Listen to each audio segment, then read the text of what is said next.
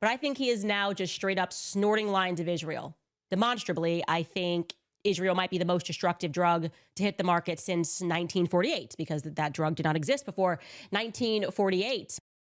I cannot wait for this one. Candace Owens comes out with a scathing attack on Trump for snorting lines of Israel like a drug addict. She explains why Trump defers to Israel in all cases and makes Israel the priority always. And this is despite the fact that a lot of Americans, including those in his base, have a sincere issue with that priority structure. So let's get her take on this. Please like the video and subscribe to the channel. But Trump has been on something. Here he is.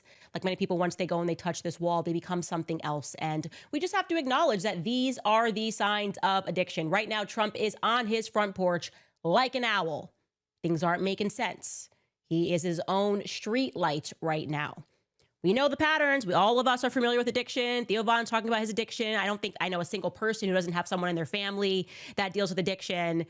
And we're familiar with the signs. There's, I don't know, naming one here, erratic decision-making. It's like out tweeting bomb, bomb, bomb, bomb, bomb, Iran, changing your mind overnight to go and do that because Bibi Netanyahu, who's like your dealer, told you to.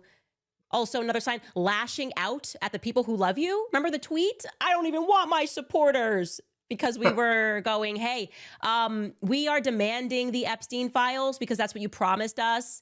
And we expect you to show up and to actually do the things that you said you were going to do. We are expecting you to be responsible here. And instead he says, I don't love you anymore. Pull up that tweet. I don't remember what he called us, weaklings. He said, let these weaklings continue forward and do the Democrats' work. Don't even think about talking of our incredible and unprecedented success, because I don't want their support anymore. Yeah, that's the sign. I don't want to be your family anymore. I'll just be out here on my own. Also, I would say a major sign is just straight up financial irresponsibility. Like when it comes to a drug of Israel, spend it however, and also you are not taking care of things that you should be taking care of. Yeah, man, she's on fire. She said it. There is a lot of parallels between this administration and a drug addict that's on the Israel drug, because that is what this administration has done. It's not unique in that way. Biden did it too. Many other U.S. presidents did too. Send U.S. money to Israel with no contingencies, with no qualifications, with no reservations whatsoever, shelving U.S. foreign policy interests in Iran. Hey, we were going to have diplomacy there. But hey, Netanyahu, he wants war with Iran? He wants to take diplomacy off the table because he's always wanted regime change? Yeah, that's what Trump did. And Trump also bankrolls the genocide in Gaza. Clearly so. Last year sending $20 billion under the Biden administration, and now we're on track to send almost that much, it seems like. And, he can sit out there and call Netanyahu a war hero all he wants while he calls former, supporters weaklings for actually wanting them to come through with the Epstein files. But he's been cowardly on this, and it is like a drug addict in many ways. And this even extends to when he disagrees with Netanyahu. He has incredible leverage. He could threaten to withhold aid if they don't stop their starvation campaign, which he actually agreed to the fact that many people are starving there, despite Zionists saying, hey, that's just a conspiracy. But even when there is disagreement there, it's not like he throws around the weight of the U.S. and threatens to withhold money. Because your priority is Israel. And we see that again. He tweeted this out. This is not a joke. Matt Walsh had the perfect response to it, but Donald Trump tweeted this. He tweeted, wow, Canada has just announced that it is backing statehood for Palestine. That will make it very hard for us to make a trade deal with them. Oh, Canada. I'm sorry. Canada is saying they're going to acknowledge Palestine as its own state, and Trump is saying that means we aren't going to do a deal with Canada. Somebody explain that to me very slowly, because I don't understand it. And neither did Matt Walsh. Matt Walsh had a perfect response. He said this is ridiculous. If a trade deal with Canada is beneficial to the American people, then it should go forward regardless of Canada's stance on Palestine. The benefit of the American people should be the guiding principle here. That's what I thought was happening. Like when we elect a president and we go to voting, and I thought when they go into the White House, they're supposed to represent our best interests. And I don't see how Canada acknowledging Palestine as its own nation would be harmful to American interests. In fact, quite the opposite. I think we shouldn't be punishing Canada. Maybe we should be punishing Israel for committing an open genocide, for starving people. You, in this moment, have a retired Green Beret and the former lieutenant colonel, I actually think he's still a lieutenant colonel of the Army, Tony Aguilar. He sat down with Tucker Carlson, and he is describing, he actually went over to Gaza, right? He went over to Gaza and was assisting Israel. And here is what he is now describing to the American people that he saw.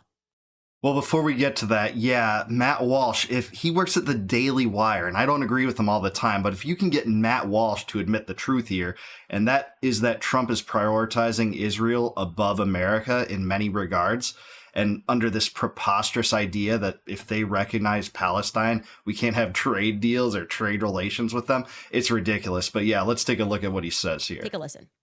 I witnessed Palestinian parents, mothers and fathers, carrying their dead children in their arms, skeletons. I witnessed that. I've witnessed people that have come onto the sites that you can see that they are just completely emaciated and starving. That's not fake. If the deniers want to think that we got Stanley Kubrick to go into Gaza and take a bunch of crisis actors and shoot a film on to fake this starvation, but it's real and people are dying at this point right now, because we, the United States, the Gaza Humanitarian Fund, put up our hand and said, we'll do it. The starvation at this point has gotten worse than it was before, because the Gaza Humanitarian Foundation's process is leading to that starvation, because it's not delivering enough aid, not even nearly enough, not even nearly to be a fraction of enough. Yeah, they can't stop this information going out. Maybe before, when the new independent media didn't exist and when podcasters like Candace Owens and Joe Rogan and other voices are talking about this didn't exist, maybe they could have put the blinders over our eyes and gotten away with their propaganda campaign to call all this conspiracies. But I'm sorry, Americans have seen the videos now. The toothpaste is out of the tube. You can't just push it right back into the tube. TikTok exists. We see those videos. This is absurd. And for Netanyahu to be the only one still doubling down on saying, hey, the starvation is lies, that's not true, is just totally absurd. Americans can see through this now, and I'm really glad that this interview with Tucker Carlson took place and that Candace is covering this to show this to the American people, to a conservative audience that never would have been exposed to this before. And Trump apparently doesn't care. He is like, I am decisively so high on Israel that I'm going to keep letting that happen. And I'm going to start to punish people who are having a humane response to that condition, because my job here is not to care about the American people. I will refuse trade deals. No matter what, I've got to let Israel commit this genocide in open daylight. And not only that, but plead Netanyahu's case and trying to get the Knesset, which is the Israeli legislature, to drop charges against him, because remember, he was facing fraud and corruption charges before October 7th. And by the way, there's a lot of evidence reported in mainstream publications like Haaretz and the Times of Israel that said, hey, the Israeli government and Mossad knew about that attack about a year prior to it happening. And this was just a total security blunder in every way. And Netanyahu was still funding Hamas because he still thought funding Hamas was the way to prevent the establishment of a Palestinian state. I hate to say that strategy's worked so far, but look at the horrors it's brought Israel. Look at the horrors it's brought to the people in Gaza. And the U.S. is bankrolling all of it. We're caught up in it, whether we like it or not. This is America last. Israel first is America last. What's happening? As if that's not bad enough, John Mearsheimer also went on to Tucker Carlson. And here's what he had to say about what's going on. The Israeli military has a huge PTSD problem. Oh, I bet. And, really? Yeah. And the Jerusalem Post had a piece, I think it was the Jerusalem Post, had a piece the other day that said there have been 5 suicides during the past 2 weeks. So they're having a significant problem with suicide, significant problem with PTSD, and they're having huge problems getting reservists to report for duty. I bet. Because the Israeli military is heavily dependent on reservists. Yes. What do you expect? Do you expect them not to get PTSD? I can't understand the mind frame that would see how this couldn't end up unfolding this way.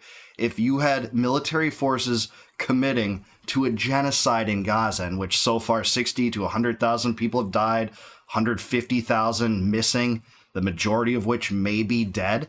And you have people like Israel Katz, the defensive minister of Israel. He shouldn't be the defense minister. He's clearly the offense minister, is talking about creating a concentration zone in Rafah. Yeah, the parallels to the Holocaust are unavoidable here. They're inescapable. And this is impossible to sell. And being it so that it's impossible to sell, what do you expect the reactions of actually legitimately moral beings being? It is PTSD, and it's the same case for American soldiers shipped off to foreign countries to fight fruitless foreign wars like the U.S. did in Syria and Afghanistan and Iraq and Somalia. That is the story of interventionism. And the reservists have basically had it. So this war is having a corrosive effect. And the thing you want to understand is there's no end in sight. Right? There really isn't. Yeah, well, the end is every Palestinian has to die. That's what the end is. That's the end that is in sight so that they can build hotels. Again, Trump needs help. There's no question. And now, making matters worse, he's talking about doing all sorts of pardons that make it very clear who he is allegiant to. First and foremost, in case you missed this about a week ago, or maybe it was 2 weeks ago, he spoke about the idea of pardoning Ghislaine Maxwell. He was asked about the idea of pardoning Ghislaine Maxwell, and he didn't dismiss it. Take a listen. Would you consider a pardon or a commutation for Ghislaine Maxwell if it's something I haven't thought about. It's really something recommended. It's something I'm allowed to do it, but it's something I have not thought about. But just think of that. She was instrumental in a sex trafficking ring that involved prominent people with dozens, if not hundreds, of victims. And some of those victims are still represented by lawyers that have spoken out against this madness. She cannot be pardoned, but I would like to hear what she has to say if she does have actionable information about some of the people involved. I would like to have Congress consider her testimony. I would have liked the DOJ to take a transcript of that testimony and reveal it to the public, but no, nothing to see here. You can't show us that, just like you can't show us anything related to the rest of the Epstein files. Look, I don't think she's going to be pardoned by Trump right now. If so, he'll pardon her at the very end of his term. You know, this is already a firestorm, and that's the only thing that can pour more gasoline on this fire at this point. Trump's already tried to pivot to dozens more issues, but the fact that he doesn't just shut down invariably a pardon is something that is going to be noticed. So that's a yes. He would consider it because it would be so easy to simply say no. You know who Epstein is. We've been speaking about Epstein nonstop for the last few weeks. You are very aware, of course, about what he was doing. You're aware that this was his accomplice. So you would instantly just say no. Of course, I'm not going to pardon her unless you're considering it because, well, maybe it kind of makes sense to pardon Ghislaine Maxwell, given the fact that you're now saying that there were no clients. Why is she in prison, right? Yeah, to make that work, you kind of have to pardon Ghislaine Maxwell. Oh man, where to start here? You know, people are going to laugh about this comparison that Candace is making here, that Trump is a drug addict addicted to Israel. But hey, I actually think the comparisons are apt in this perspective. Not only is he just so addicted to it beyond any basis that's electoral oriented, it's not because the American people don't prioritize this over kitchen table issues and debt and being able to not afford college or not be able to afford the purchase of a home.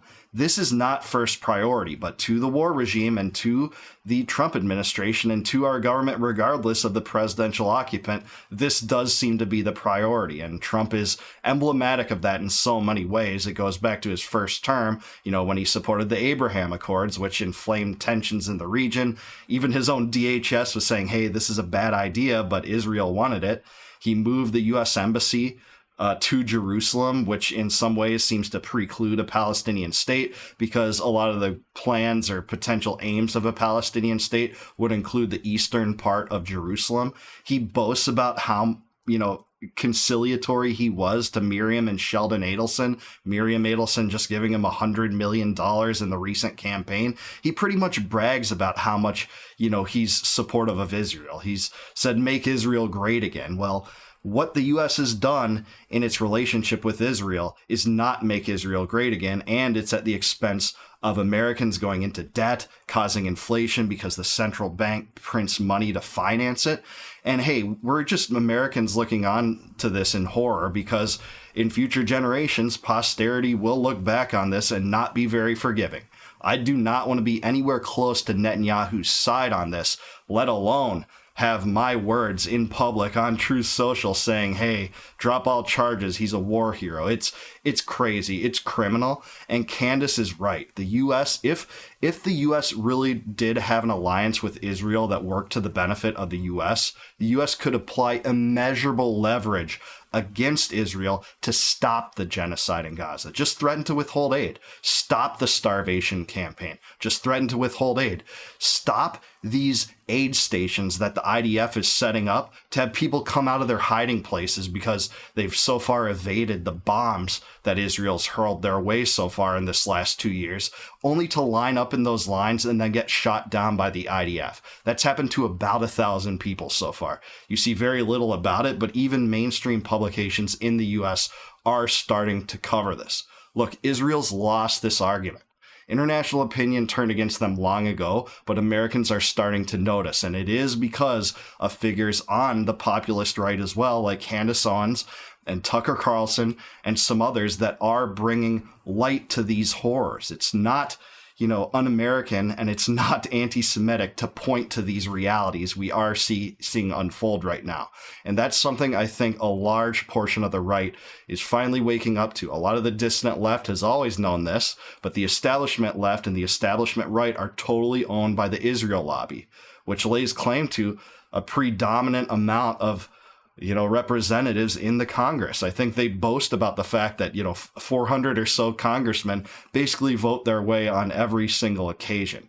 If you want to look at true bipartisanship, look at the historical record of votes for aid to Israel. It's the most bipartisan issue in the world, basically. That's what we get out of Washington, and I won't stop talking about it. I won't accept it, and I'm glad that Candace seems to be on that same track, despite the fact it has her coming out very, very fiery against the president, which she supported, and which many of his, supporters have talked about. So, hey man, I really appreciate her covering this issue.